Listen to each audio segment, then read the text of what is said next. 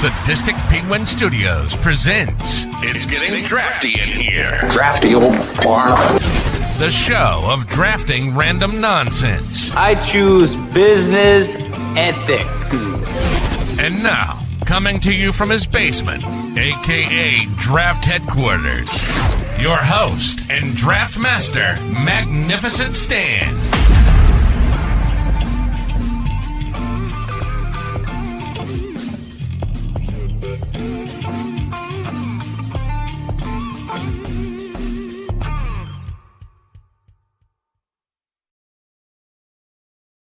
Hello, welcome to episode 26 of It's Getting Drafty in Here. I am your host, Magnificent Stan. Today is Tuesday, September 5th, 2023. And right now we are about 5 days away from kickoff of the Chicago Bears season. So I figured what would be suitable for which is our final episode of season one. But we're going to do a comprehensive Bears draft today. Joining me, first of all, is a fellow Sadistic Penguin member and host of the Collector's Corner, our guy Aloha Mr. Hand. What's going on, pal? Not much. How about you? Thanks for having me.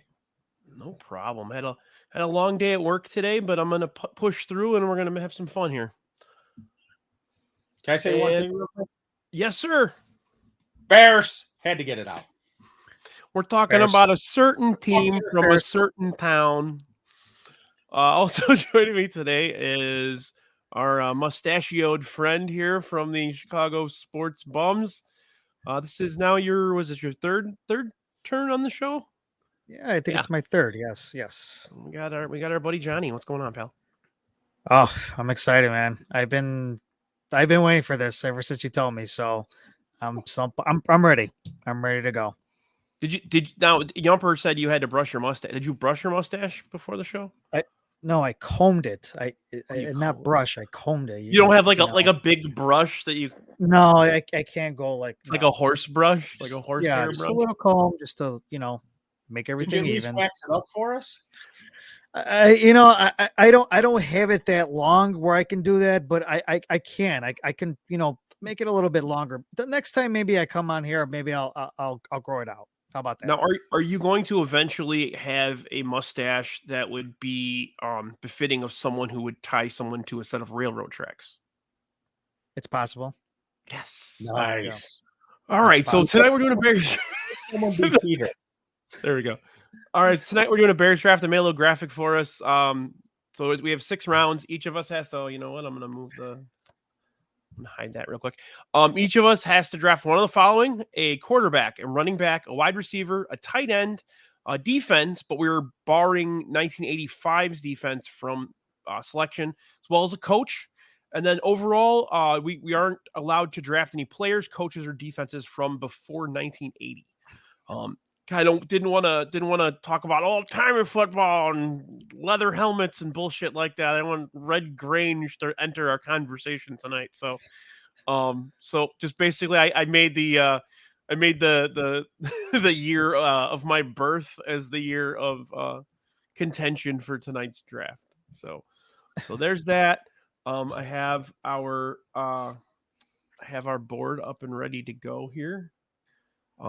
Let's go ahead with our guy Johnny here, who's probably got, I would probably say, the most obvious pick in the history of Drafty Pod, but maybe he'll shock us and go with Ryan Wetnight. What do you got, Johnny?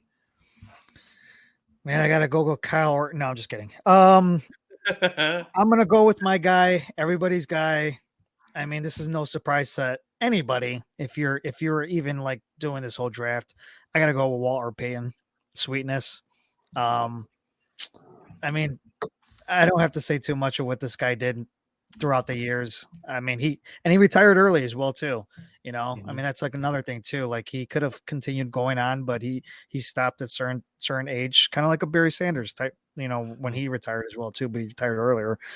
But man, I mean, I was young. I didn't even see him play, but the fact that I've seen, footage, I've seen, what he did, juking everybody, just power, just going through everybody. just, he was just one of those guys that He you was just like, absolutely fearless, yes, exactly. Fearless. So, Yeah. obviously I'm going to go with number 1, my guy, Walter Payton. Now, you didn't pick him because Yumper put I didn't like, face I on the just promo. realized this, that you guys, I don't know if this was like a setup, that this was about to happen, or a tease, but I think he just tries to find the heads that fit the bodies. I don't think that. I get, I mean, well, I I'll let guess him answer that, but I don't think that. I don't think he's thinking that far ahead here.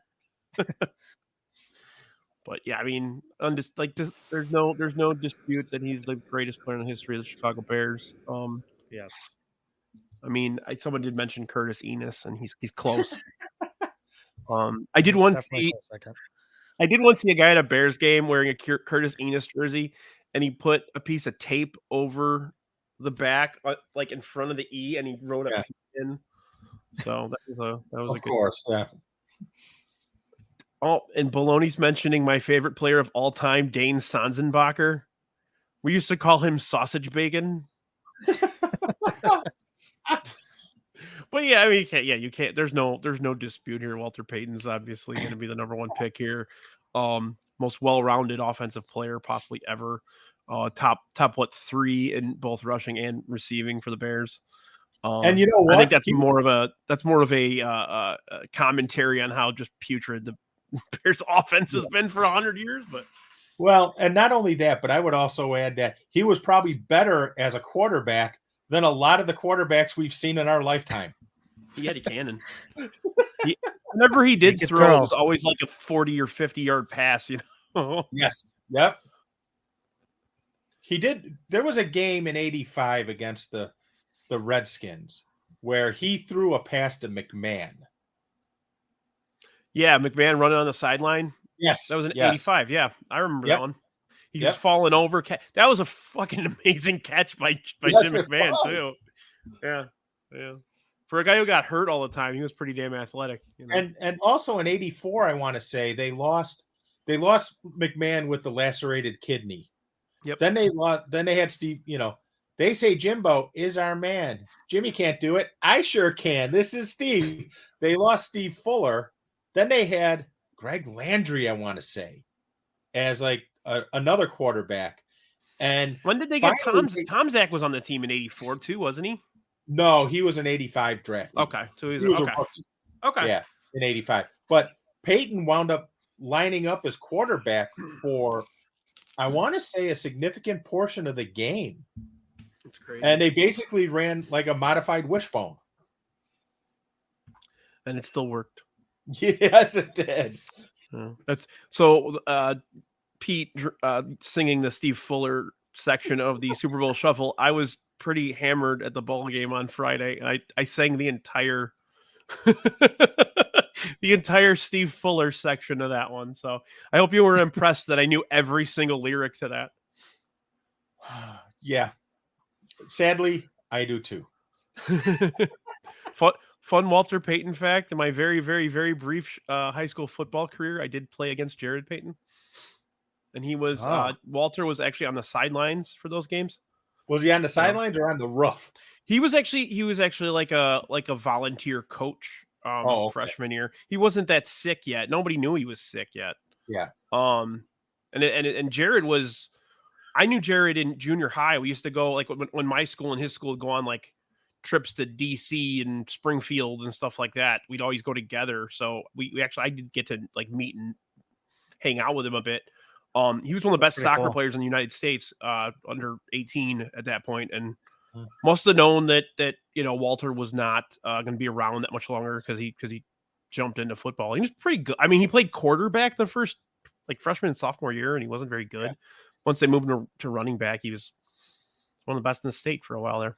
But really, really, really nice guy from what I remember. I mean, I haven't talked to him in 25 years, but okay. So this is where it gets tricky. And in pre-show pizza, there was a second pick, and I don't know what that second pick is. I'm gonna go get my quarterback out of the way. I'm gonna piss some people off. So this guy has by far the most yards and touchdowns Bears history, and a lot of people don't look at those numbers because I don't think they realize just how fucking good smoking ass Jay Cutler was. You know, guy was a jag-off, yeah, but he was good. You know, So let me get the numbers real quick.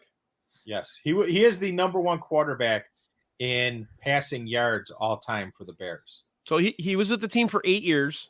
Yes, 23,000 yards, and the next highest one in modern era is Jim Harbaugh with 11,000. Yep, he had 154 touchdown passes. The next highest after that was Jim McMahon with 67. So, he was good. He was good. He was a good quarterback. They gave him a couple of weapons. They kept fucking with him with offensive coordinators left and right over the years. He had to learn a new system every couple of years. But you mean Mike Marks' system didn't work?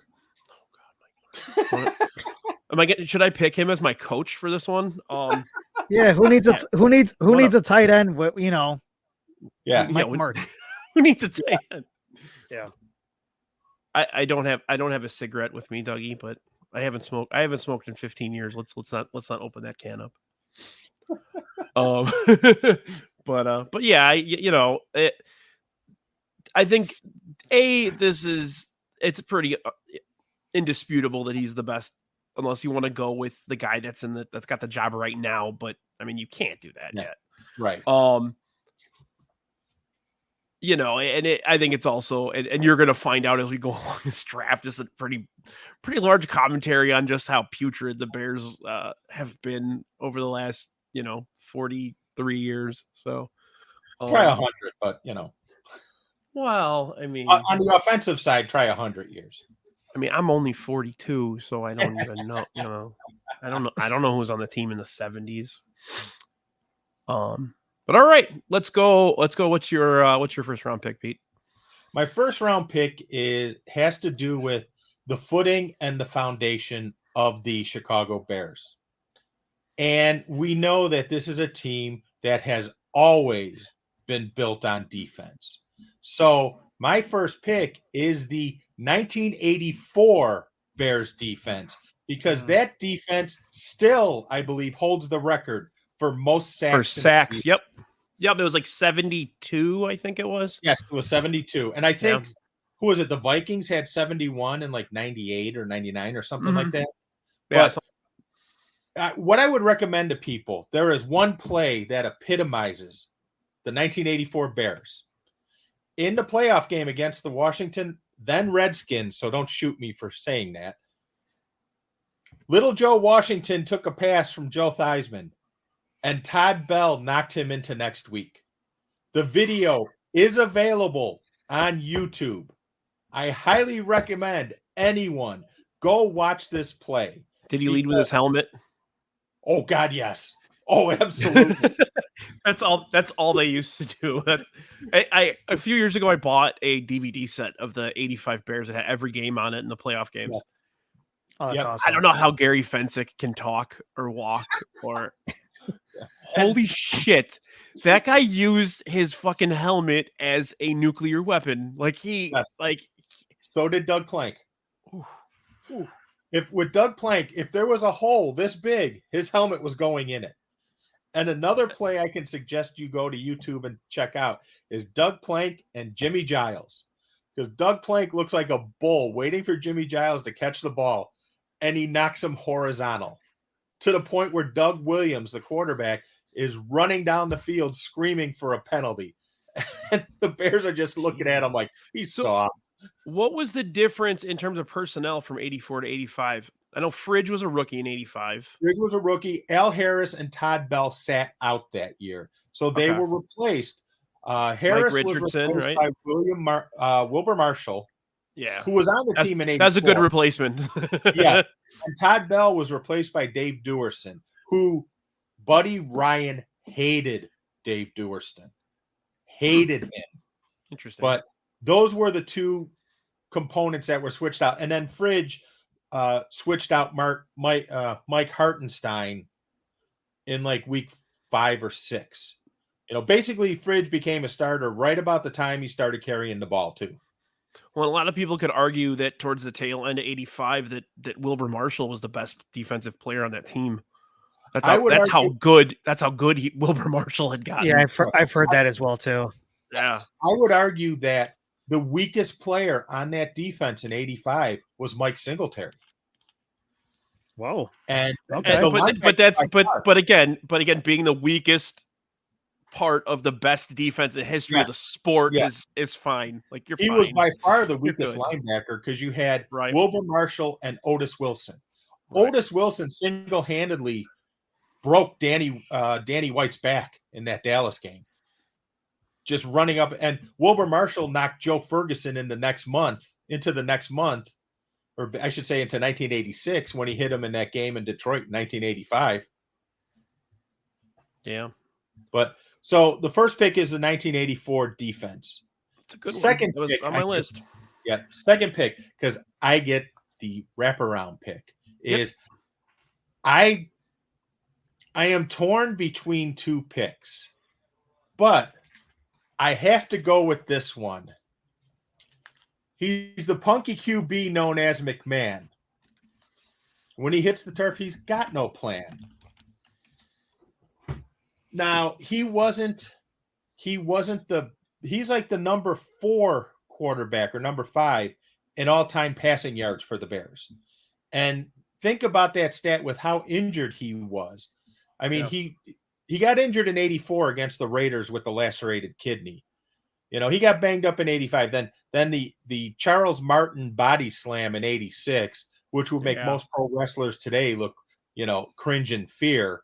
So the guy was the undisputed,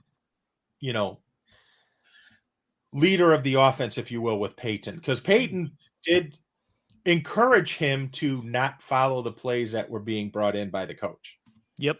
Peyton had gone to him and said, you didn't call the play. Keep doing what you're doing. I've heard people say Walter Payton was the offensive coordinator in that team, not yes. There's a very strong I know Ditka called the plays, but come on. Yeah. Ditka called the plays, but that doesn't mean that's what the play was that was executed. Yeah. So I have to go with McMahon because he just provided that swagger as well. I had him number 3 on my list, but it's a good pick still. I mean, there's not that many quarterbacks that were successful, Well, there's another very obvious quarterback out there. I think there's 2 more, and we'll talk about that. We'll obviously. Talk about it, yeah. One, but I think possibly 2. Yeah. So, okay, that's a good one. But any quarterback who can wear the commissioner's name on his headband is all right in my book. That was good. Yeah, he always loved being a prick, didn't he? Yes. It's sad. It's sad what's happened to him, but yes, that's what happens when you play football. He's doing an autograph signing in October in Bridgeview. Really? Yes. Oh, that's cool. I didn't know that. Oh, all right. I'm gonna go defense here. I actually had this one like on level footing with 84. This was one of my favorite teams, one of my favorite Bears teams. I'm gonna go with 2001 defense. Okay. That team let Urlacher do whatever the fuck he wanted, and it was because you had those 2 big boys up front. Yep. You had Washington, you had Traylor. Yep. Oh, yeah. One of my favorite all-time moments is Keith Traylor picking up that fumble and going, looking back like someone was.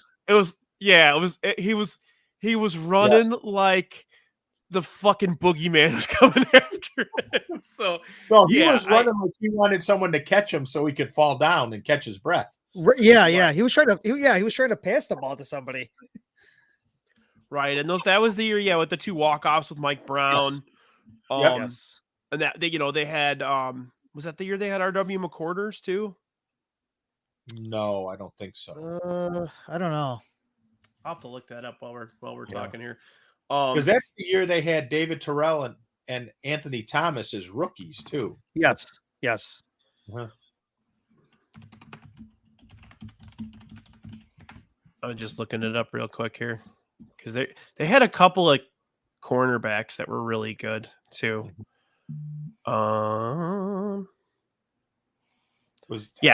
Jerry Azuma was on that team. Yes. They had Mike Green. They did have R.W. McQuarters. That was the year R.W. McQuarters did the Super Bowl, his own Super Bowl shuffle. You remember that? That I don't remember. No. He did his own Super Bowl shuffle video.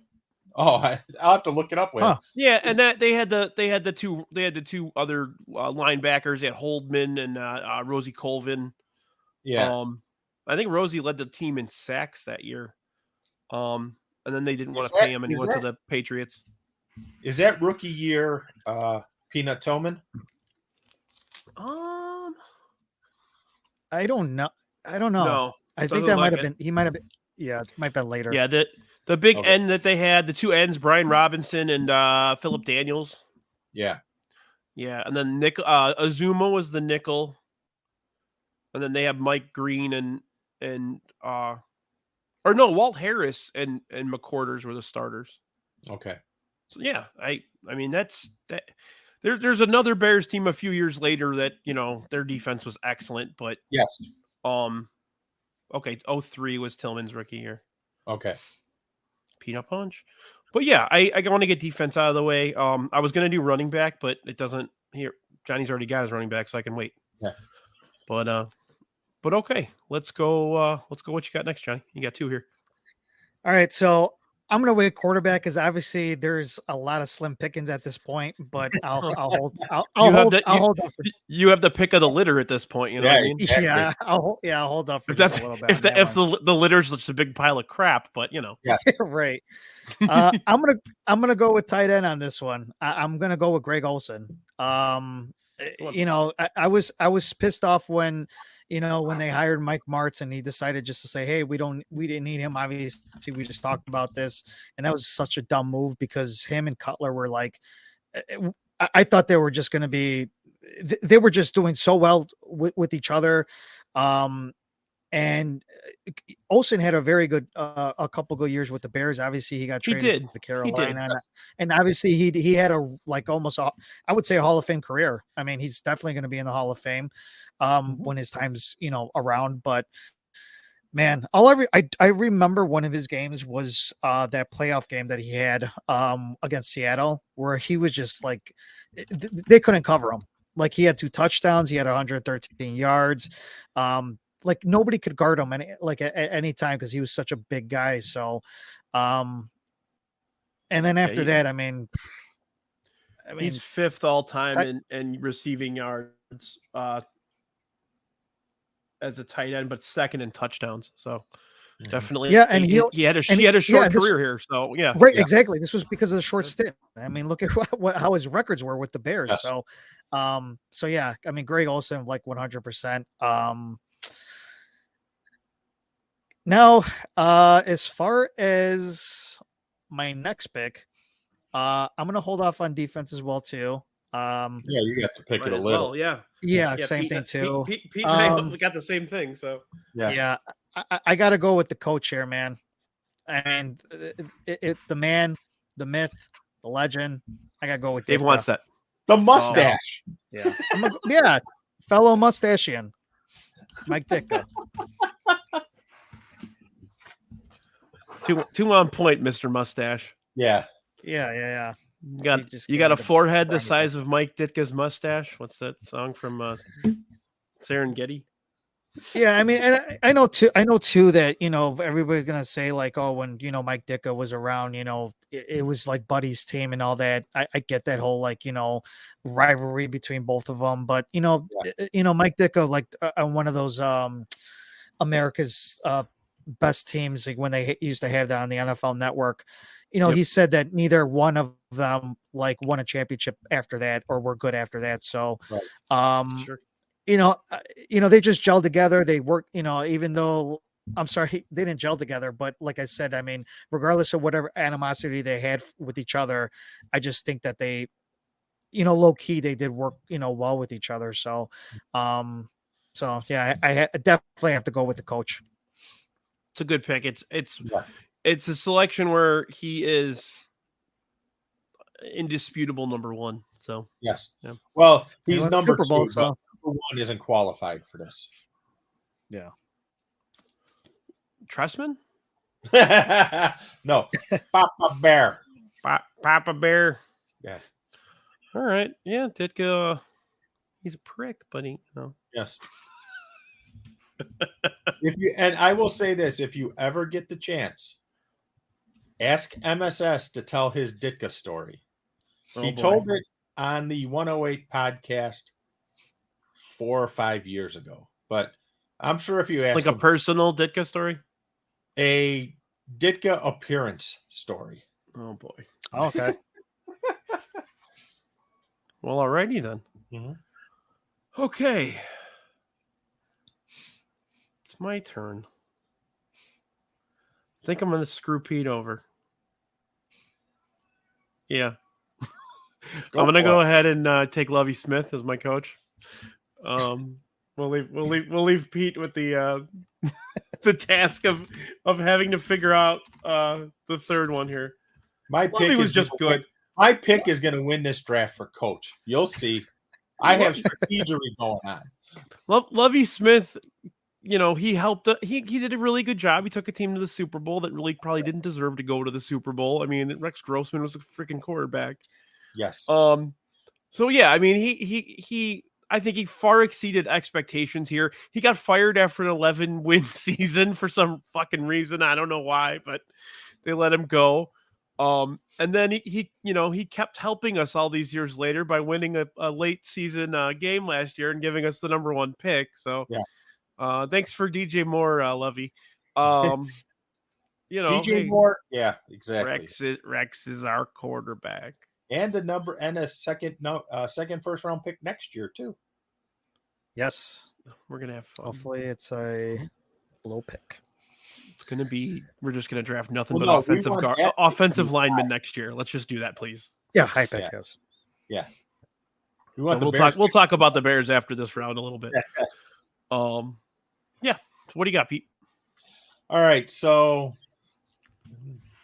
I still have a couple of guys on the board that I could go for, and I'm going to leave coach for last because really I got the pick of the litter, and you guys are absolutely sleeping on one of the coaches. But running back, I'm going to have to go with the man who had the unfortunate task of trying to replace Walter Payton, Neil Anderson. Wow. Who was a damn good running back. Neil Anderson was phenomenal. Yes. Yeah. But unfortunately, he had the task of replacing Walter Payton. Yeah. He had those 3 years in the middle, 88, 89, 90. Went to the Pro Bowl every year. Yep. Over 1,000 yards. Mm-hmm. And he also caught the ball out of the backfield a lot. Yeah, that's a good. All right. So I get another pick. Yes, dear. Well, we're just hiding from wide receivers. Well, wide receiver, I'm actually going to take someone who, quote unquote, was a wide receiver, but excelled at something else. Okay. He's on my list. I put a question mark at the end. It's got to be Devin Hester. Okay. And remember the great experiment, and I'll never forget this. When they made the Cutler trade, I remember Bernstein, and when it was Bors and Bernstein still, talking about how, Jay Cutler is going to make Devin Hester into a wide receiver. I had to laugh at that because Devin Hester was not a wide receiver because the thing with Hester was he was a reactionary player. He couldn't play cornerback either because that's what he played in college, and he couldn't do that either. Right. He was a reactionary player. He was one of those guys who don't think, just react. And so he had to – that's why he was so great at kickoff and punt returns, because he didn't have to think. He reacted. But, hey, Hey, Baloney, let me say this. How many Bears wide receivers do? That's a good point. That's a good point. Heck, I still to this day, as a fan of football, Bears football, I don't think I've ever gotten as excited or as scared in my entire life as when Devin Hester ran the Super Bowl opening kickoff back. Oh my gosh! I thought almost that was shit it. my pants. Yeah. Yep. Marge knows the score. Smash that like button, peoples. Right on, Marge. You tell them. Marge, you want to go on a date with me? All right. Well, I'm gonna seeing go. the proposition she's getting from Right. That's what dating it's like. apps, You it know, might work. like old married guy, or what I've been dealing with. All right. $9. All right, let's go. I'm gonna go wide receiver too. I was kind of scared you were gonna take the one I'm gonna take. I feel like there is an undisputed wide receiver in Bears in this window. He had a couple of epic seasons with the Bears with my buddy Jay Cutler. I'm gonna go Brandon Marshall. So, yep. Oof. Okay. Look at the numbers, man. He had 2 seasons that were absolutely outstanding for Bears wide receivers, not for he was problematic. He was a pain in the ass, but he had 1,500 yards and 11 touchdowns in 2012 and 1,300 yards and 12 touchdowns in 2013. That's 2 phenomenal seasons for Bears wide receivers. So, I kind of have to go that route. That's a good one. Yeah, that is a good one. And it just, unfortunately, what he accomplished on the field gets overshadowed by what he was off the field. Yeah. Yeah, the guy was a pain in the ass. But you know what? That's a wide receiver. Wide receivers are pain in the asses always. So yes. It's kind of anticlimactic at this point for Johnny because it's kind of anticlimactic for Johnny at this point because the 3 spots that he still needs, we already took. So he just he can't screw us at this point. Yeah, exactly. No. And actually, I was a little worried when you were saying that he was a teammate of Jay Cutler, because I thought you were going to pick actually my pick that I wanted for a wide receiver, which is Alshon Jeffrey. Alshon was another good wide receiver. He was making incredible plays one after another.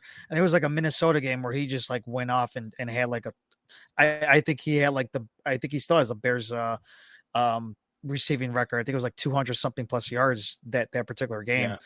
Yeah. He had great seasons. I'm not quite sure if he actually did make the Pro Bowl. I think he might have. I'm not sure about that, but he had 2 seasons back to back where he had over 1,000 yards, receiving yards as well too. He was a Pro Bowler in 2013. Yeah, I kind of figured he was. So, I was sad that when he. Yeah, I was sad when he left because I thought he was a great wide receiver. He kind of dwindled down a little bit, like towards like the end of his career. But those like I said, when he was young and just the size, he was kind of like complimentary to Brandon Marshall, because they were 2 really big wide receivers that they could just do whatever they wanted. It was hard to defend them.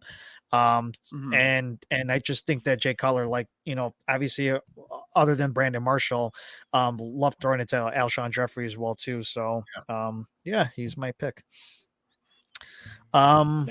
He kind of the problem he had was he just couldn't stay healthy. Those last 2 seasons he missed a bunch of games, but yeah, I mean he had a pretty sterling, pretty stellar career with the Bears for sure. Yeah. I think I'm gonna save quarterback for last. So defense, I'm gonna go with a team who also had Mike Brown, who also had Urlacher, was that 2006 Bears team who went to the Super Bowl. I still say and I still say it to anybody when they went to that Super Bowl, they did not have Mike Brown. They did not have Tommy Harris. They were both injured for that Super Bowl. I feel that if they were both playing, I believe that we would have won that Super Bowl. Yes, we had Rex Grossman as our quarterback. I know. But that defense was also as good as well, too.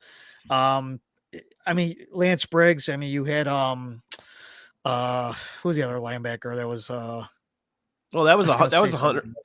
06 was the Hunter Hillenmeyer year. Yeah, Hunter Hillenmeyer. Yeah, yeah, he was good. I mean, he did what he needed to do. Yeah. Sure. So, obviously, Peanut Tillman was like the peanut punch. I mean, and I remember that time when he was going up against I don't know if it was that year or what, but he was like going up against like Randy Moss, and he just took that ball away from him.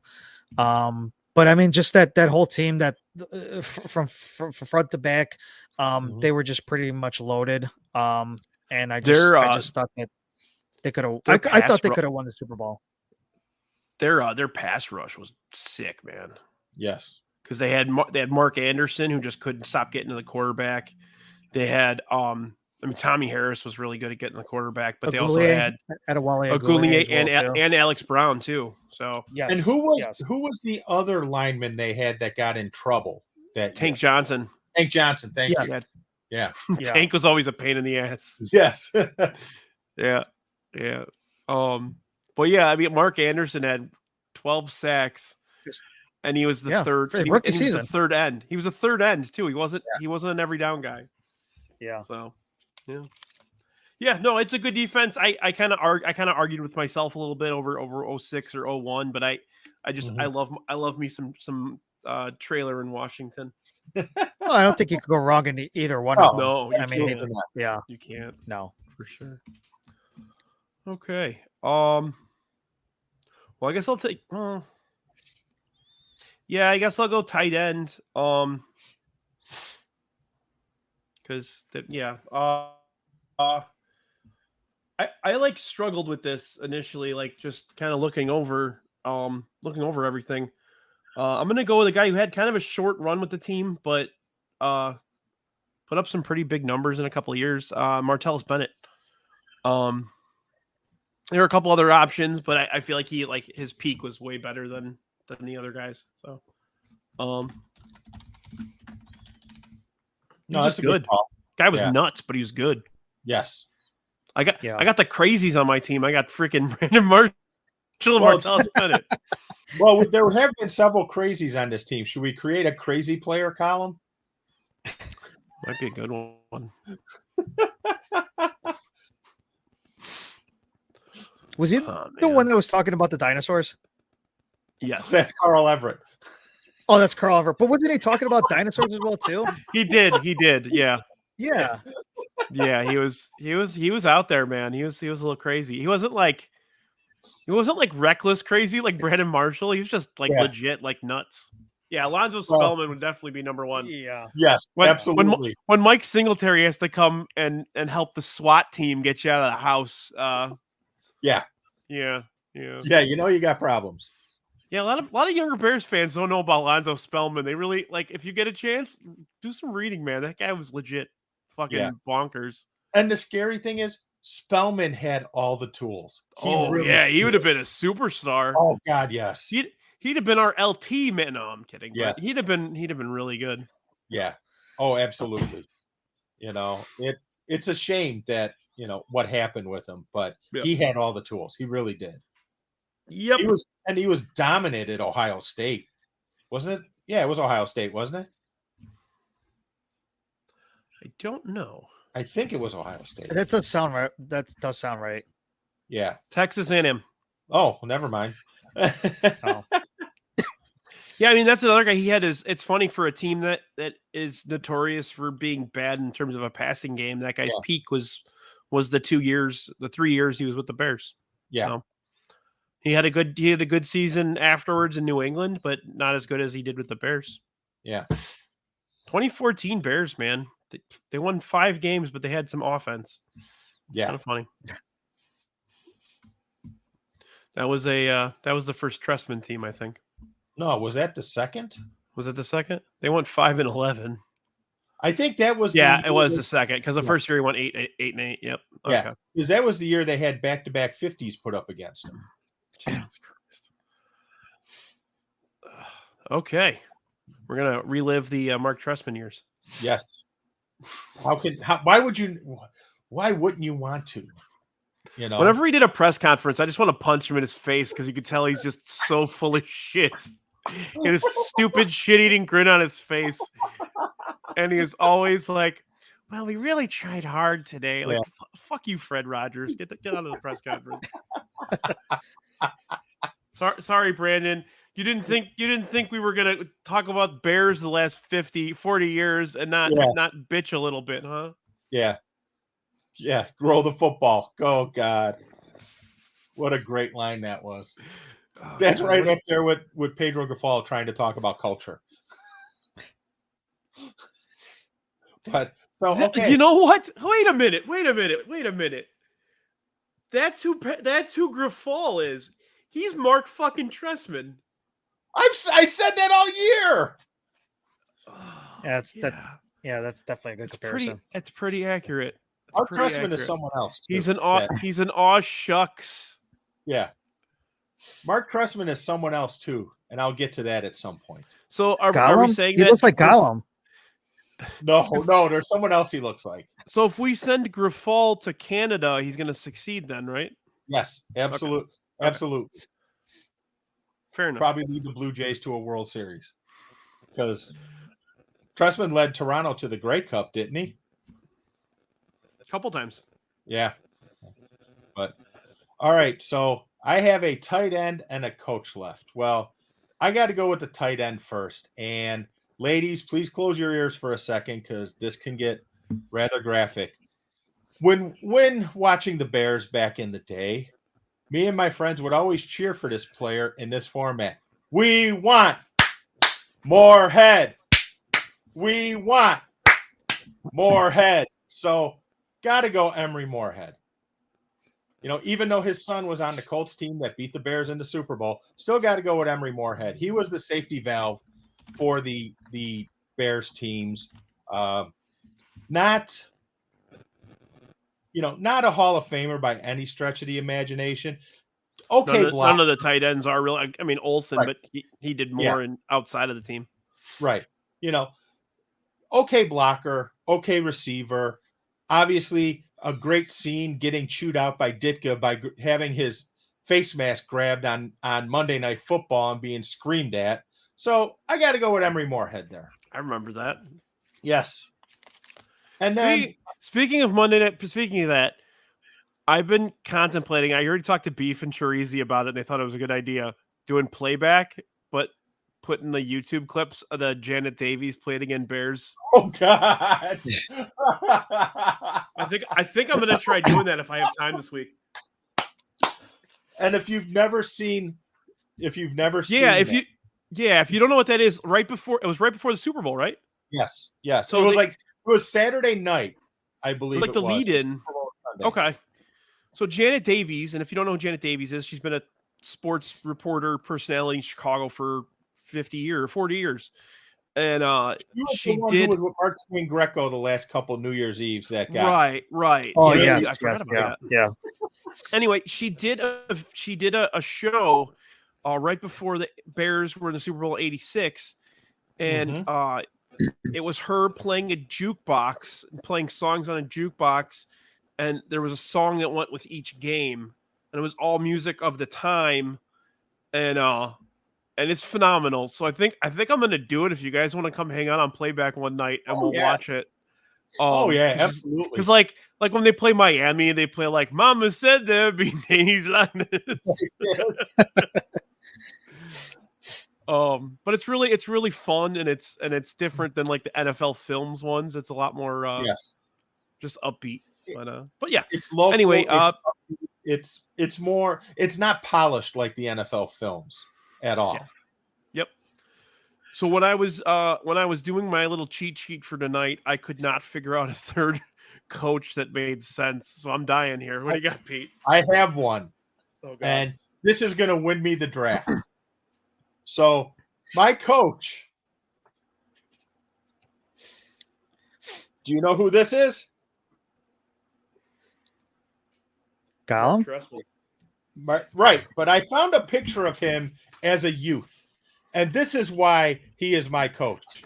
It's Waldo from the Hot for Teacher video. He's Waldo from the Hot for Teacher video. Are you for real taking Mark fucking Trestman here? Yes. He's Waldo. Oh my lord. Because he was in a Van Halen video. No other coach can say that. I mean, This is true. A great video, by the way. Great video, by the way.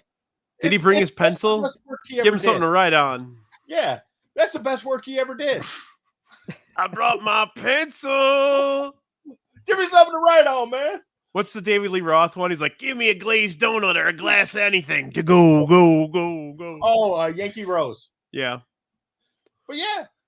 One of my favorite, one of the first vinyls I bought when I started collecting records again was David Lee Roth. Jesus Christ. He's got visuals, people. Visuals. That's right. Hey, like I said, his best work was done in a Van Halen video. You can't say that about Ditka. You can't say that about Lovey. I rest my case. You're kind of unhinged here, Pete. Hey, look at it. He's got it bad. He is hot for teacher. Mm-hmm. It's one of my favorite songs of all time. I used to sing it at karaoke. I used to sing it to my music teacher in high school. All right. So I sat on this just because I feel like this guy's I'm not knocking your Neil Anderson pick at all, but I feel like this is the second best running back of the last 40 years for the Bears. He's probably top 10 in the last 40 years in football, in my opinion. Rashawn Salam? I'm going to go Rashawn Salam here. No, I'm going to go Matt Forte. I think Matt Forte was just fucking phenomenal. They never knew how to use him right, but he still made it all work. Another guy like Peyton, he did a little bit of everything. He was even a good blocker, but he caught on the backfield, was running people over. He was just pretty fantastic all around. No, I think that's a great pick. Yeah. I basically just have the 2012 Bears on my team. That's a good players in there though. Yeah. I'm happy with it. Yeah. I don't have Emery Moorhead, but I'm happy with it. Well, you could have had him. Or somebody who's been in a Van Halen video as well too. Yeah, exactly. I've seen like 4 people mention Sid Luckman. Follow the rules, friends. Follow the rules. Because if you don't follow the rules, Johnny Morris is the number 1 receiver of all time still, isn't he? Yeah. Yeah, it's not even For close. those of you who don't know, Johnny Morris. 1980, people. 1980. Yeah. Johnny Morris used to host the Mike Ditka show when him and Ditka will both be blasted out of their minds talking football after a game. Yeah, Ditka by far is number 1 tight end too, obviously. Oh, God, absolutely. And you could have an argument over, as weird as this sounds, you can have an argument with Gale Sayers versus Devin Hester and Gale Sayers versus Walter Payton. Yeah. You could. Gale Sayers was that good. It's a shame he blew his knee out when he did. Yeah, he only played, what did he play, 5 years, 4 years? 6, I think it was. Was it 6? Okay. Yeah. But the guy scored 6 touchdowns in a game. Rick Meyer pick. No. Johnny. Hey, Bob's here. What's up, Bob? Gas Money Johnny, Bob hanging out. Yeah, there's one pick you have to make here. It is the quarterback pick. I urge you, I beg you, Cade McNown, please. I was really starting to get into football when they drafted Cade McNown, and I was so fucking excited. I was like, we got Steve Young. No, this is all you need to know about Cade McNown. He got in trouble in college for parking in handicap spots when he wasn't handicapped. A douchebag. First day at Hallis Hall. Only total scumbags do that shit. First day at Hallis Hall. He parks in a handicap spot. I'm like, this ain't gonna work. That's right, Baloney. I've been cracking down with rules since the Aracheta debacle. It's all fucking Jason's fault. Damn it. Fuck that guy. Fuck that guy. Getting fancy Tony Khan seats to AEW shows. All right, John. I'm just fucking with John. Yeah. Those were cool seats, man. They were. It was. I don't think I'm ever not gonna be on the floor though from now on. That was just too much fun. Yeah. For anybody who doesn't know, we all went to the AEW show the other night, and the bums had really good seats, and then so did the Penguins, and yeah, it was pretty bonkers. I took a picture of Jim Ross at one point, and then I looked at the picture the next day, and Johnny's standing in the background. Yeah, that was I looked concerned. All right. No, I've been mulling this we whole... didn't take chairs. Sorry. Go ahead. Yeah, I've been mulling this whole thing over for the whole entire show about quarterback because there's so many different ways you could go with this. Because there's not really that many good picks. I mean, it was kind of either like one or two good seasons or one good season. Yeah. I mean, this is tough. I don't want to right now. I don't want to. I asked earlier about this if I could pick a current Bears player who is on the active roster right now, and I can't go with Justin Fields. Because it's still kind of like up in the air with him, so I really don't want to go that route just yet with him.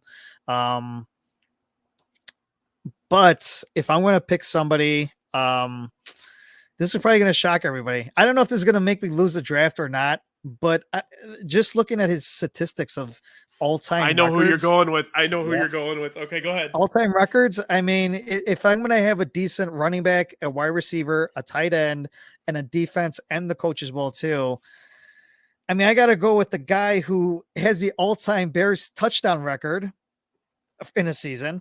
And I have to go with he almost was the first Bears player ever to hit over 4,000 yards in a season. Yep. I got to go with Eric Kramer. Absolutely. It's not a bad pick. He was my number 2 on the list. So yeah, I for a second thought you were going Mitch Trubisky. I really did. Because if you look at the numbers, it's not that crazy. If you look at the discrepancy of touchdowns to interceptions, he's one of the best. Yeah, no, I mean, I could have went to, Trubisky, or even if, everybody wants to think about Grossman had a pretty decent year, I guess, if you want to call it that, but Orton was better than Grossman in my opinion. I think I think so too. Yeah. But even Jim Miller you could put in there too.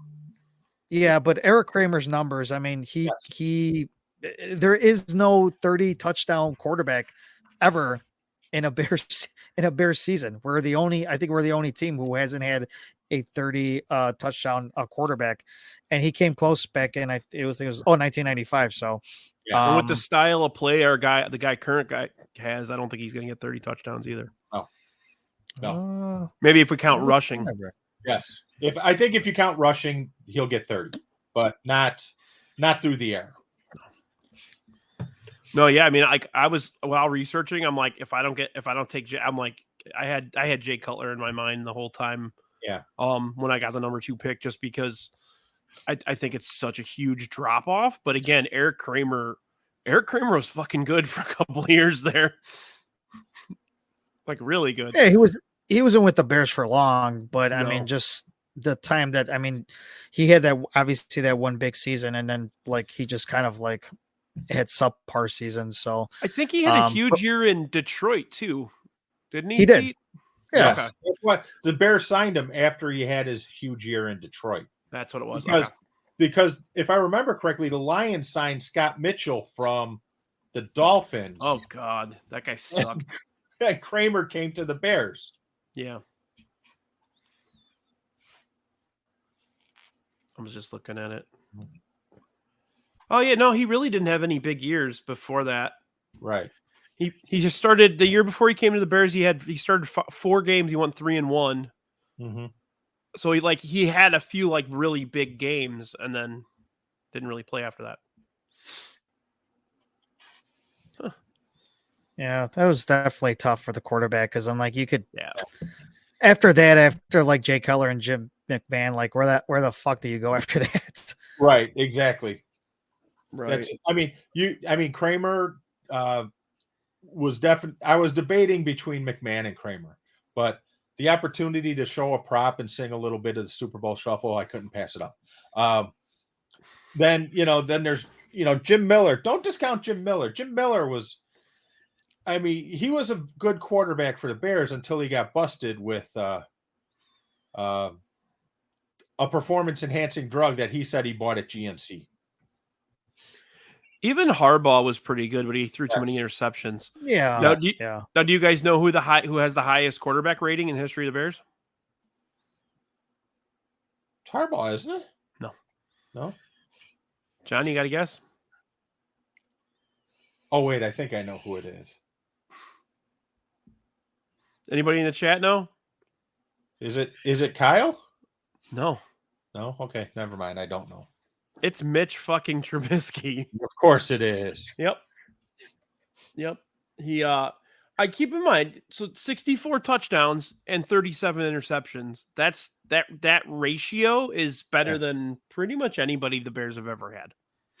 2-1 almost. That's not really saying it's not. That's the funny part of this whole thing is like the futility of Bears passing game of over 100 years.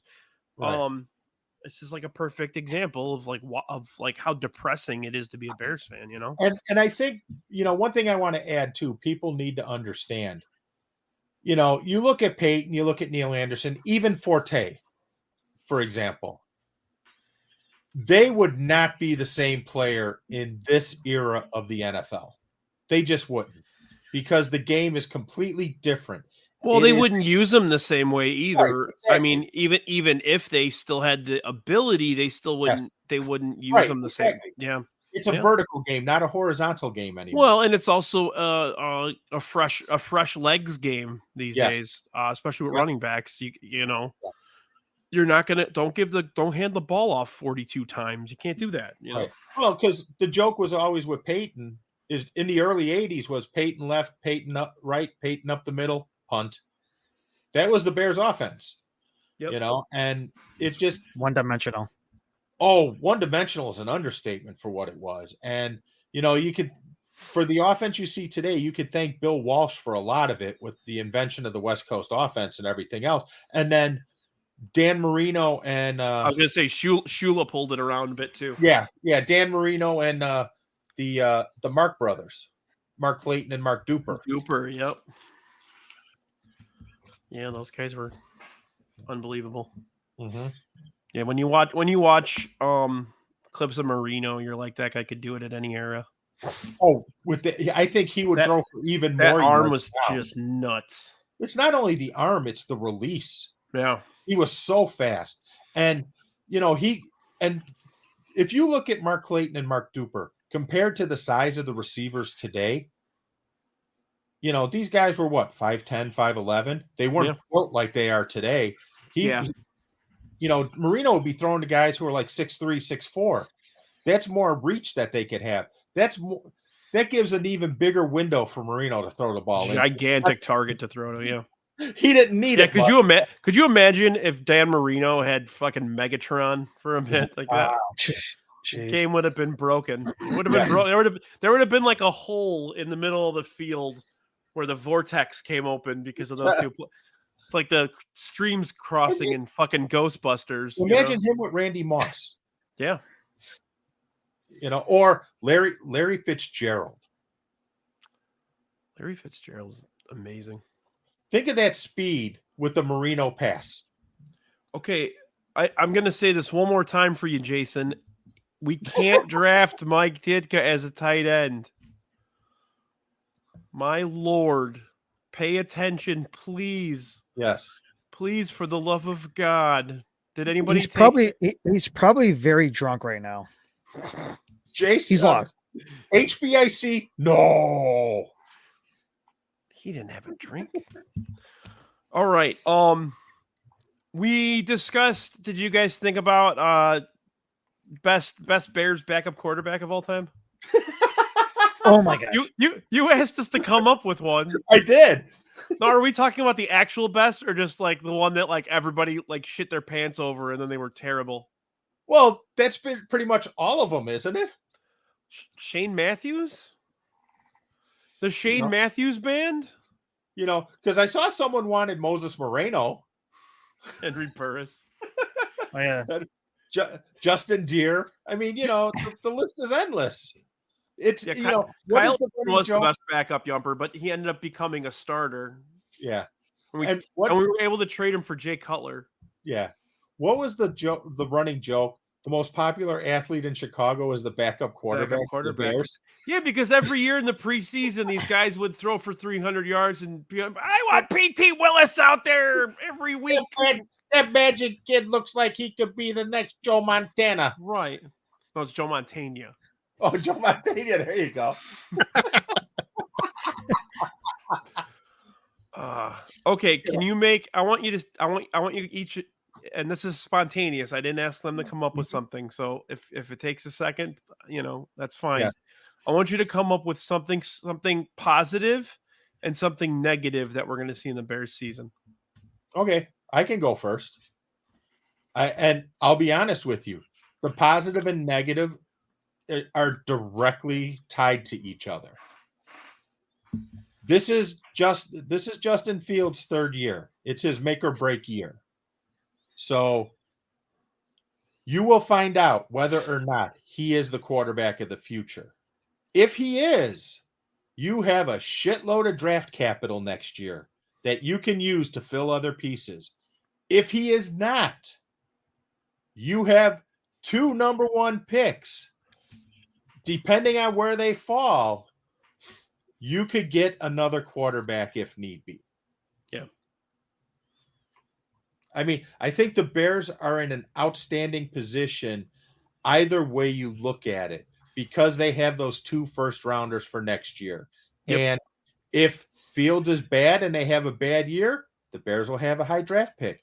If they're lucky, Carolina has an even worse year, so the Bears have a higher draft pick. Yeah. Those are good. Yeah. Yeah, the draft capital thing is exciting because we pretty much never had that before. Right, so. Exactly. Because we're always trading. What's that? Yeah. That was always the joke. The day the Bears traded for Jay Cutler, they gave up a couple first-round draft picks in the trade. And I remember saying to myself, and this is when I realized how fucked up it was. I said, oh, that's good because they always miss on their first-round picks anyway. I'm like, hey, idiot. That's the dumbest thing I've ever fucking heard. But it's the fucking truth. And that was part of the problem with this franchise.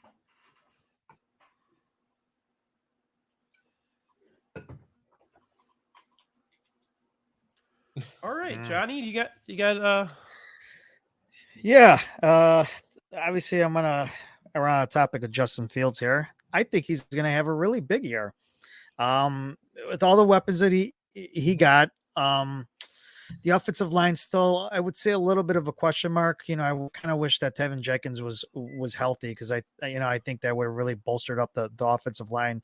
But even then, like with the weapons that he has, the running backs that he has, obviously, I think he's going to take a big step forward, not only in passing touchdowns, but also in passing yards as well too. Obviously he probably is going to still in his repertoire is still running a quarterback as well too, because obviously, like I said, that offensive line is not a elite line, but I just think that he will take that next step forward, and we do, like, again, we have that draft capital where, I think I'm begging. Hopefully Carolina does fucking tank so bad that we could get Marvin Harrison Jr. I mean, that's just my goal right there. If they can possibly get that, I think if they end up with a top pick, it's got to be defensive line though, right? I mean, yeah. I mean, there's nothing wrong with that as well too. But again, they got two first round picks. So depending on how they are, I said they're going to go to the playoffs, but that's just me. But as far as negative, you actually just touched on it. It's that defensive front. That was mine and my negative one too. Yeah, I mean, it's a little like, I mean, they obviously they improved their linebacking core, and obviously their backfields I think is incredible to me. Not obviously elite, but it's definitely I would say up there. Get there with time, it could get there. Yes. So, but yeah, that defensive line does scare me. Just because I just feel like teams will run up the middle towards that defensive line. There's nothing to be scared about. So, so yeah, I mean, hopefully, in the offseason, obviously, we talk about draft capitals that they'll fix that, or in free agency, because even next year too, aside from draft capital, is that they're still going to have a lot of money to play around with as well too. So obviously they're probably going to have to sign a couple of their own players as well too. If more balls out, he's going to cost $1 billion. Yeah. Right. So but still, I just feel that, they'll be able to address it next year unless something happens this year and they trade, obviously for Jones from Kansas City. I keep on hearing that's one of the rumors, but we'll see how that goes. They got to pull the trigger quick. Yeah. So they're going to have to get rid of a lot of that draft capital to get him. Yeah. So the Sox just gave up us. We're leading 6-0. It is now 6-6 in the bottom of the ninth. Good. Of course. Bases loaded with 2 outs. Who was out there? Who's pitching? Santos. Oh, I didn't think they were gonna. I thought they were gonna give him a break. Wasn't he gonna get a break? Okay. So my negative, I just both. This guy in his fucking Dressman picture. Well, he's so. Bro. Oh man. I think the offensive and defensive lines still need a lot of work. I think they made a good pick getting that tackle. I think they're okay on the tackles. After that, getting on the inside, it's going to be they're just going to get beat up, I think. Yeah. And then on the defensive line, I like the 2 tackles they got again. I like the 2 tackles they got. They don't think and I like Ngakoue. I like the pickup. I don't think they have enough pass rush to help out with the rest of the defense, but the rest of the defense is fine. I think linebacking core is good. I think the DBs are good, but the defensive line's just going to struggle. I think again, same as last year. They're not going to help enough, basically. And then the positive thing, I think that rookie running back from Texas, right? Texas, yeah. That guy's gonna ball out. I think. Yes. I think by like week 4 or 5, I think he'll be getting just as many carries as the other dude. Yep. Khalil Hubbard. Yeah, I think, and that's not a knock on Herbert. I think that other guy is just a fucking freak, and people slept on him because he was behind Bijan Robinson. Yeah. But yeah, I think that guy's gonna be huge for us. Holy shit! What did he do? The White Sox lost on a fucking balk. A balk? Yes. All right. Hey, it's the culture, man. Yeah. Hey, Pete, we're trying to have a good time here, okay? Well, yeah. Why don't we do like a quick? First of all, I got Sam Reeves' list for us. Sam was gracious enough to create this list for us.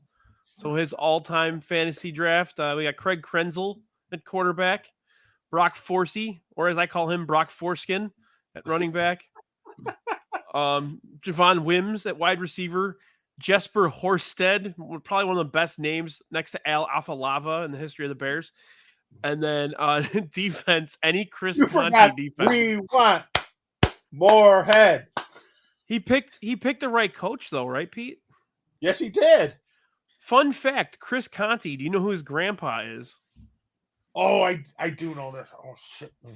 He played the bad guy in The Godfather. That's the right. guy that Richard played Conte. Richard Conte. yeah, what was the character in The Godfather? Titaglia? No. Shit. Barzini. Yeah, it was Barzini all along. Yes. So, all right, right dump list. Anybody we didn't mention in terms of quarterbacks? I don't think so.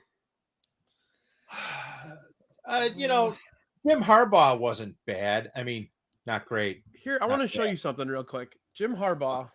And Jim Miller had that good stretch until he got busted with PEDs. Jim Harbaugh had more interceptions than touchdowns as Bears Yeah. quarterback. That's not gonna fly. Well, we could have picked Doug Flutie though. Yeah, Doug. Well, you forgot the ultimate favorite backup quarterback of all time for the Bears, Mike Tomczak. Another guy, a lot of interceptions. Well, the thing with Tomczak, in all honesty, Tomczak was a lot like Devin Hester. Don't let him think. If he came in for an injury, so if they had to prepare him for a game, he was garbage. But if he had absolutely. to snap, get out there and throw me a touchdown, he yeah, But if he went out for an injury, he would look great. But if you gave him a game plan, he would just overthink it and just it would go to shit. So he's 6th all time in quarterback rating for Bears quarterbacks. Yeah. Now the list I'm looking at, there's only 6 quarterbacks on it because you had to throw over 1,500 pass attempts to qualify. So that's how, So that's how merry-go-round the carousel quarterback the Bears were. So wait, it's Sid Luckman's got to be 1. Sid Luckman is number 5. Number 5. Cutler's McMahon. 2. McMahon's 4. So you said it's Luckman, McMahon, Cutler, Tom. Oh no, Trubisky was 1. Remember? Yes, Trubisky was 1. Yeah. So it's Trubisky, Cutler, Eric Kramer, because he threw just over 1,500 pass attempts. Yes. And that's only 3 seasons. So keep in mind, we've only had 6 quarterbacks that have 3 seasons worth of passing. Jim McMahon, Sid Luckman, Jim Harbaugh. And the funny thing, how fucking pathetic is that? If you look at Cutler's numbers for his Bears career, passing yards, what is that? 2 seasons for Dan Marino? No, 4, 3? 5. No. What, he threw 5,000 yards? Yeah. So 4.5. Okay. Cutler had 23,000 yards. So for the Bears? Yeah. Okay. Guys, I don't mean to stop you here, but Baloney's gonna blow a gasket if we don't talk about Tom Waddle here. Hey Waddle, go for a piss. He's been talking about this for I think 2 hours, even before this thing even started. Hey, all I gotta say about Tom Waddle is Baloney may be the only person softer than Tom Waddle. Oh, yikes! Yikes! Oh. All right, running back dump list. Nice kick, Baloney. Oh, I had 2 guys on my dump list for running backs for Bears. That didn't get picked that we didn't really talk about. Thomas Jones. Yes. I thought Thomas Jones was phenomenal. Mm-hmm. Yeah. If he'd have had more years here, I would have probably picked him tonight. Yeah. And then the A Train. Wasn't the best. I think we got the most we were going to get out of him. Yeah. And then of course you can't think about A Train without thinking about that horribly racist McDonald's bobblehead. So yeah. Hold on a second. Pete's got it. Oh God. I will say about Thomas Jones, he reminded me, I guess, like a forthcoming of what Matt Forte actually became. Yeah, no, he was. Yeah, he was well-rounded. Right. Yes. He made a good ying to the Cedric Benson yang. So yes. So before I frame this, this is the most racist bobblehead ever. Oh, What the fuck? wow. And here's the other one. Urlacher. I had that one, that And Urlacher one. remember, these are lead paint bobbleheads. These are the lead Yeah. paint ones. These that are the they ones. released, These are the ones you suck on, and everything's fine. they released, and then they said, "Oh shit, they have lead paint on there. We have to do a recall." Jesus Christ. Any other running backs you guys can think of? No, I think the A Train one is the one that stood out to me. Yeah. You know, I think he had a great rookie season in 2001. Remember, they had the Michigan connection with we had the good in A Train, and then we had the very bad in David Terrell with his what was it, cruising touchdown celebration. Yeah. Oh, yeah. Yeah. David Terrell. Yep. No, but that's really. I mean, but there's one fullback I'll say who has to be acknowledged, and that's Matt Suey. Just for Oh, yeah. all the blocking he did for Walter Payton. Yeah.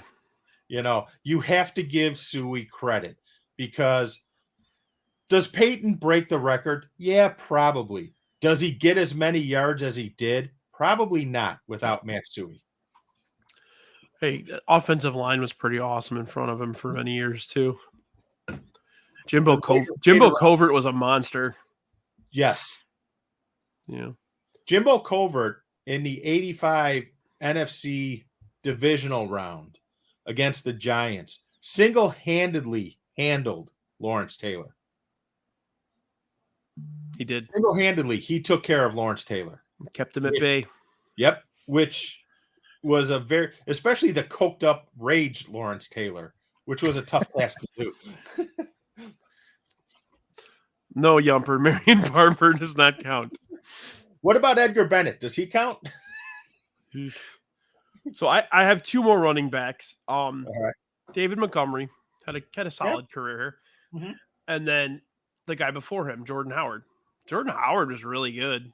I think they got rid of both at perfect times. I don't think they should have come back. So that's the window. That's the window for running backs in the NFL. And if fans don't understand that, you know, when a running back's rookie contract ends, they fucking go. That's how it works. But one of the Bears things too that drove me nuts back in the day, and I think this was in the Wanstead era.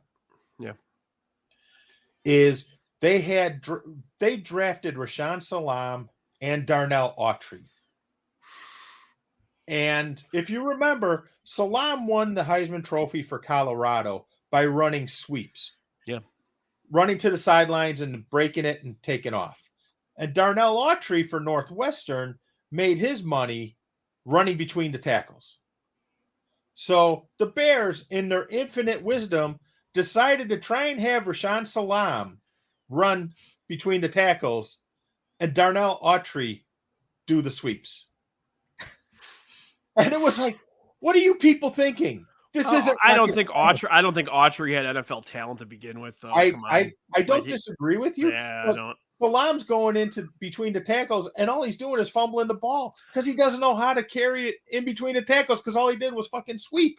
I always feel bad for Salam because the talent was there. He just yeah.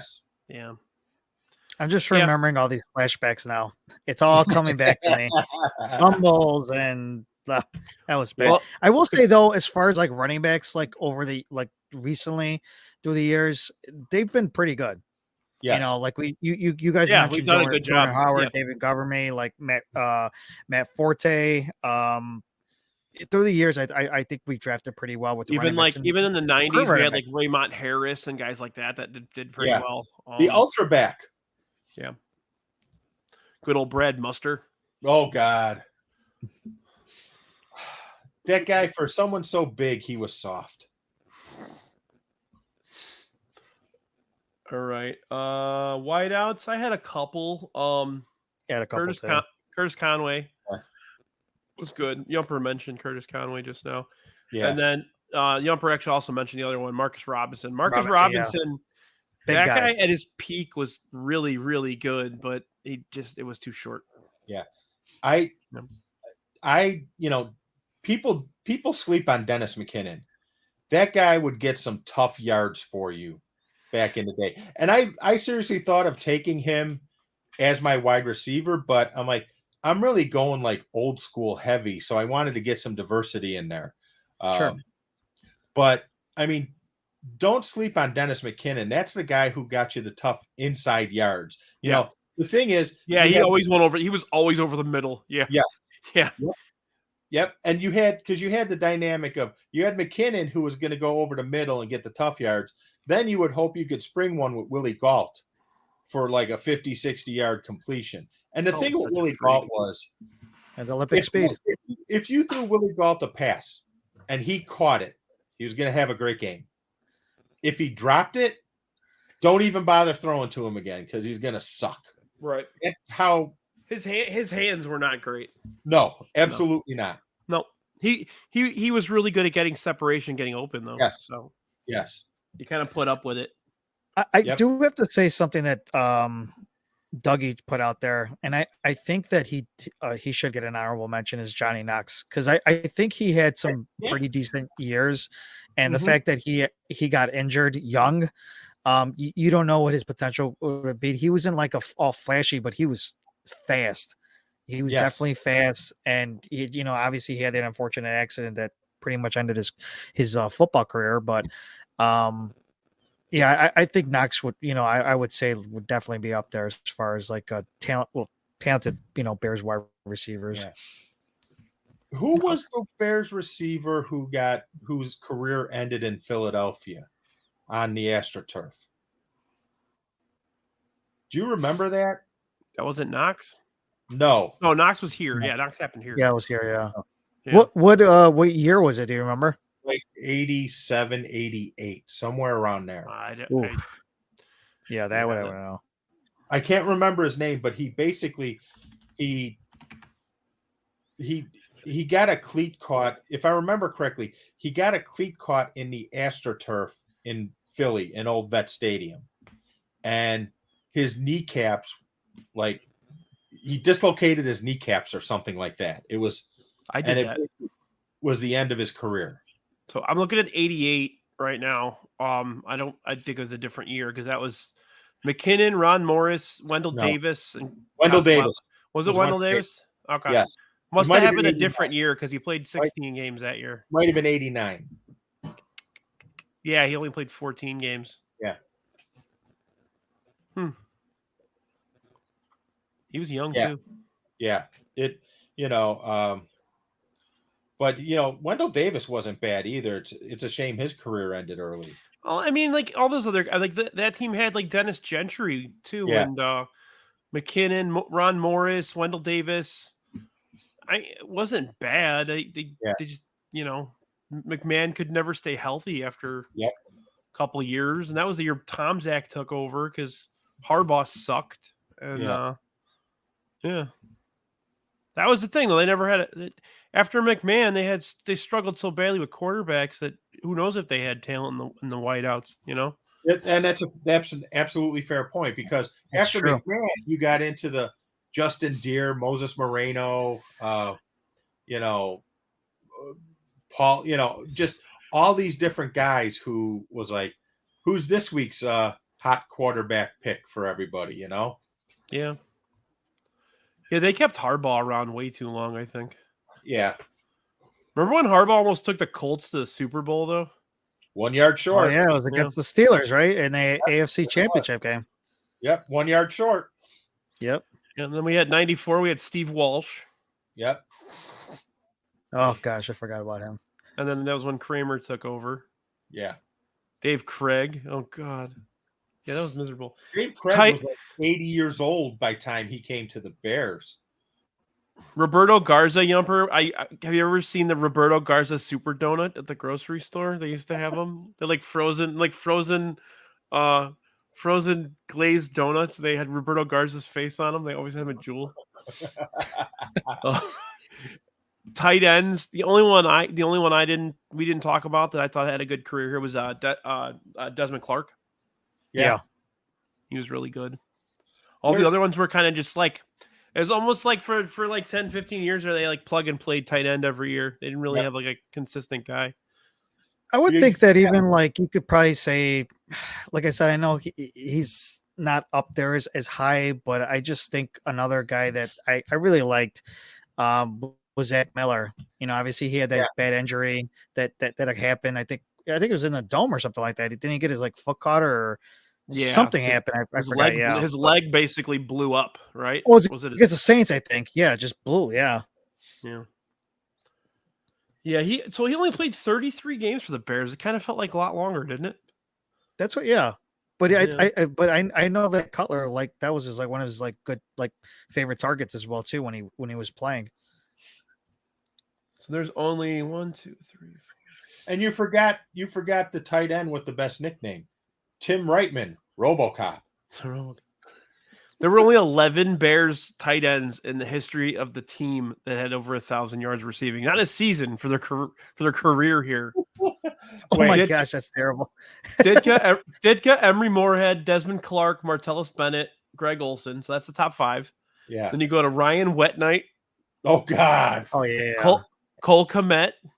Okay. Zach Miller, Greg Latta, Jesus.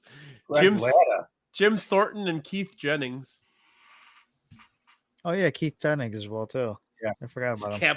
See, whenever I see Cap Boso's name, I always think Tecmo Super Bowl because he was the tight end. Well, was it Cap Boso also the one who came up on Monday Night Football with the clump of grass in his face mask? And he was like all discombobulated, right? Yes. Yeah, I remember that. Yeah. But, any offensive position outside of running back, they really don't have a lot of glory there. Yeah. And really with running back, you have what? 2, 3?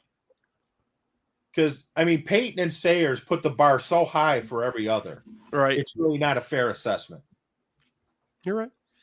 You're absolutely right. And then finally, dump list for coaches. I again say, and I think I mentioned this. I think I mentioned this in the pre-show.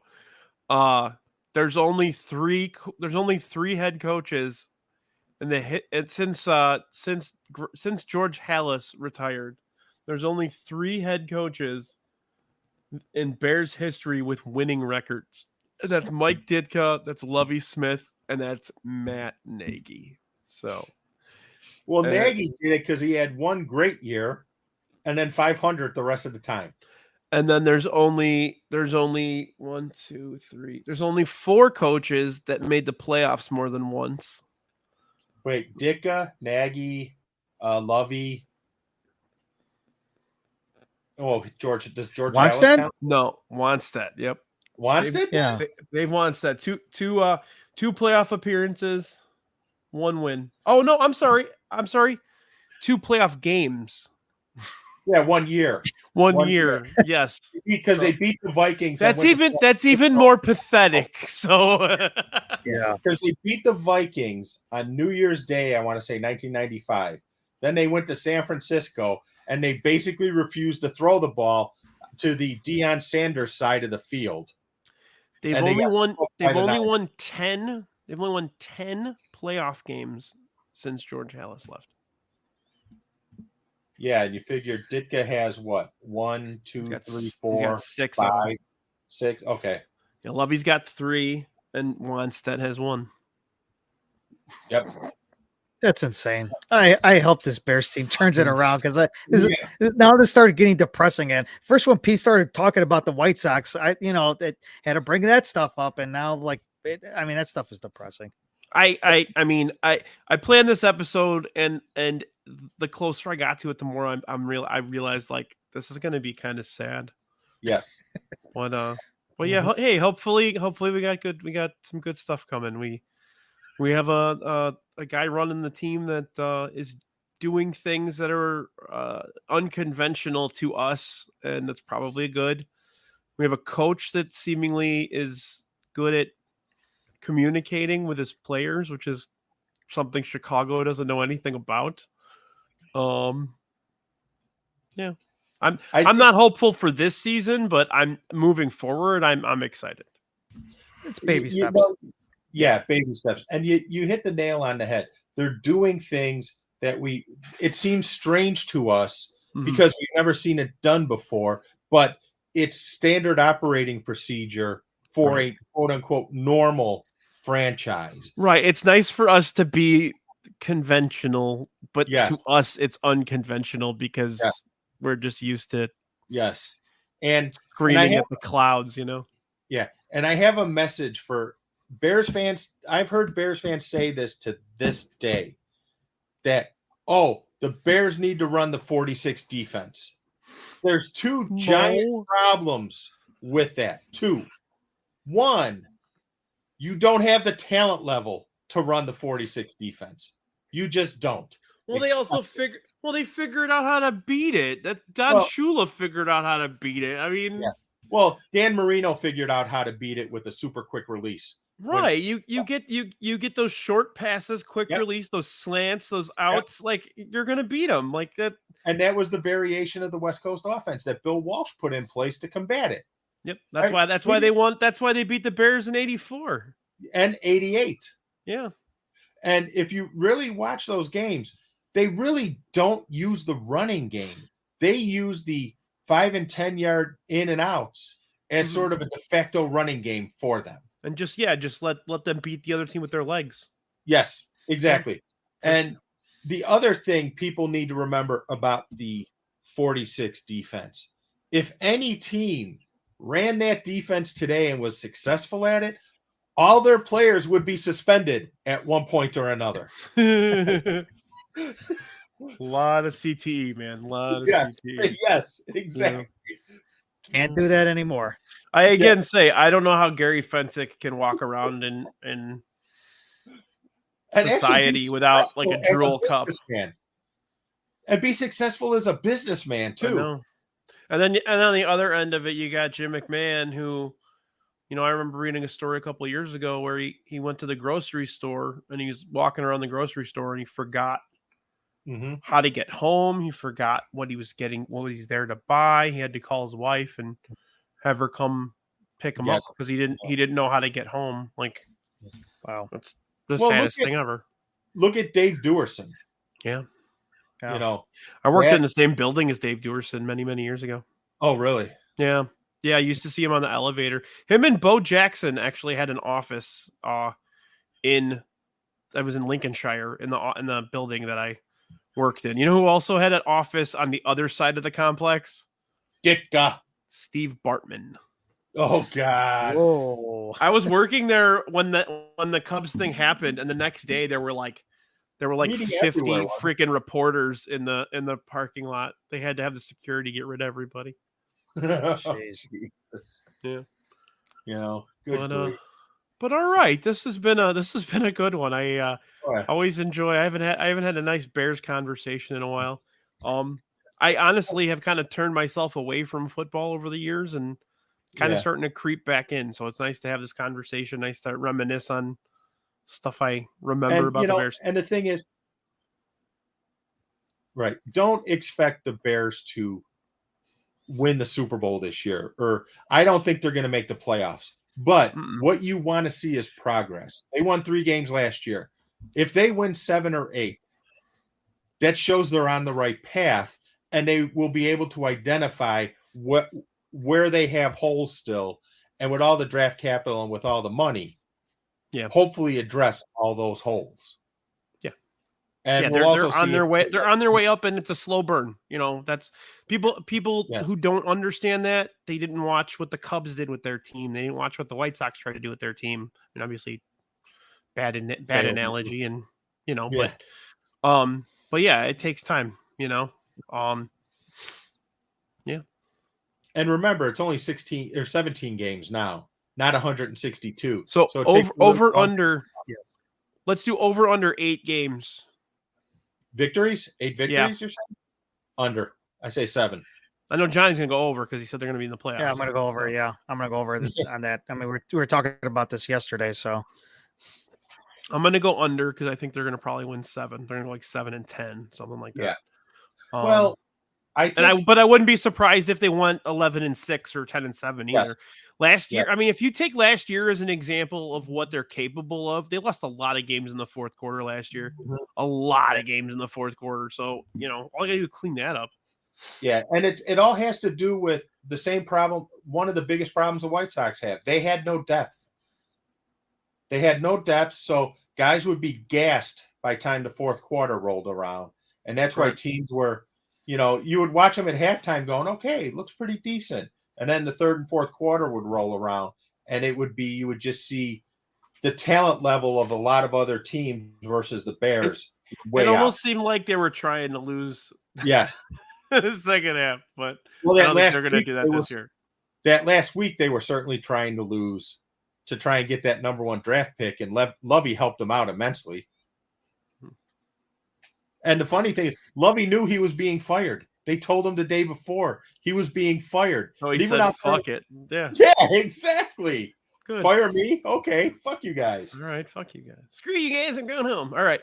All right. Well, I'm going to go ahead and wrap this up. Johnny, you got anything you want to mention about them bums? Yeah, I mean, obviously we're always on every Monday at 9 p.m. Chicago Sports Bums. Go follow us. Obviously we had our Bears talking, a lot of talking that we had yesterday. So we had our Bears extravaganza of just what we think about the season. So go check that out. Bear extravaganza. So, but yes, definitely check us out on Mondays, Chicago Sports Bums, 9 p.m. Awesome. Pete, anything? Love the Sports Bums show. If you get a chance, Always. go buy some Bourbon Bums t-shirts. I am going to be some Penguin t-shirts, Pete. Well, I mean, come on. We have stuff too. God damn it. Let me finish, damn it. I was going to say that, also, there's a bunch of Penguin shirts out there. One that I designed myself, which is the hope for health, hope for luck, hope for career years, and hope other teams come back to you to define the White Sox business model. But so get out there and get some of those shirts too. I will be recording a new edition of the Collector's Corner in the next day or so, because I have Brian, you know what it is. Yep, you showed it to me. It's awesome. Would you say it's a holy grail item? Yeah, for Chicago, especially for Chicago. Yes. Collectors, yeah, for sure. Okay, so go ahead. I don't mean to interrupt you, but this is something I was going to ask you. Mm-hmm. And what would you have in your collection that you would say like it's your holy grail? It's your like, I would never get rid of this. I would never this is something like, I think somebody would be like, wow, this is incredible. I have a couple things. One I can show you. The other is actually going to be on the next Collector's Corner, but I can show you one right now. Check it out. Oh, wow. A game used base from the 2005 World Series. How do you not have that in like a case or something, man? I haven't finished getting autographs on it yet. Oh, okay. Yeah, that makes sense. Yeah, that makes sense. Who are you missing still? So you can see I got several of the guys. Mark Burley, of course. Trying to think of who else I'm missing. Burley's the biggest one I'm missing. I wish we'd have known each other years ago, because we used to my lawn care company used to do a lot of the Burley family lawns in nice. O'Fallon, Missouri, and Cottleville, Missouri, and I probably could have gotten it signed back then. Nice, but my plan on that, once I get it signed, I'm going to have a table designed where I could put it, because it's got the base on it too. Yeah, you can see the. Oh yeah. Okay. So I can have it like placed in there and have glass put over the top and make it like a display table. You should take. Nice. So I know you were planning on moving at some point. You should have you should find a place where you could put a putting green in, and then put the base in the putting green. I like it. I like that. Yeah, it's a good idea. I got all kinds of ideas up here. Yeah, but the other Holy Grail item, it just so happens that it will be on the next episode of Collector's Corner. And like I said, people are going to have to wait. So. Yeah, Brian knows what it is. And I think people will be blown away. Okay. Yeah, it's a good one. I know that It's an iconic item for sure. yes. I know when I was able to get my hands on this, I was blown away. Okay. Yep. Yeah. All right. So this is. Oh, I'm sorry. Go ahead. Johnny, I'll show you once we turn the camera off because I have it here. Okay. All right, guys. So this has been the final episode of season 1 of It's Getting Drafty in here. So I wanted to stop and take a minute to thank a few people. First, Pete, I want to thank you for helping encourage me to start this podcast. And this has been just doing this for the last year has been such a blast, and I'm going to keep doing it forever, I think, because it's just something I love to do. So thank you, Pete. Thank you, Sports Bums. You guys help inspire me to do more stuff too. You guys do a lot of stuff, and I like to try and match up. So I have you guys on a lot, and I appreciate all of you guys, and thank you very much. Thank you. Yep. And then Yumper and Svo, another two guys that helped us, move away from tricky situation that we weren't entirely happy in. I won't go too deep into that, but started Sadistic Penguin Studios, and we keep growing and growing and growing. We're over 200 subscribers on YouTube. Hopefully, by the end of next year, we'll have 500-600, something like that. So we're continue to grow. We're going to continue to make new content. Just coming up for me tomorrow, I'll be on playback with CPG. I wonder if Roxy might stop in with us. She usually does too, as well for AEW Dynamite. We'll be talking about the show from Sunday, All Out, where we all went. I'm going to try and get some slides together so we can have so I can show you guys some pictures. I took a really crazy picture of Kenny Omega jumping out of the ring. So I got that.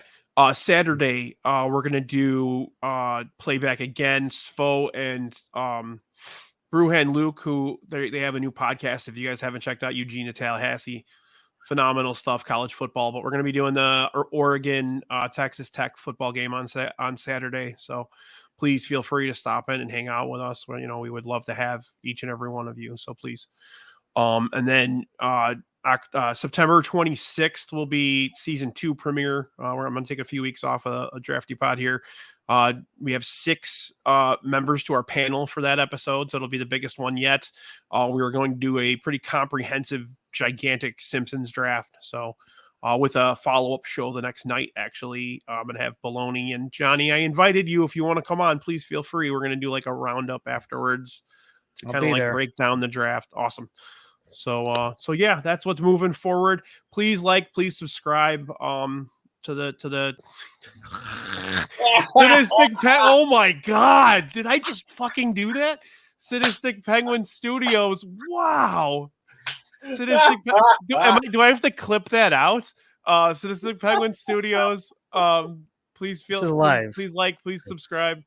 And Yumper's gonna kill me, but again, thank you guys, thank everyone, and we'll see you soon. Thanks. Thanks, buddy. Bye. Bye.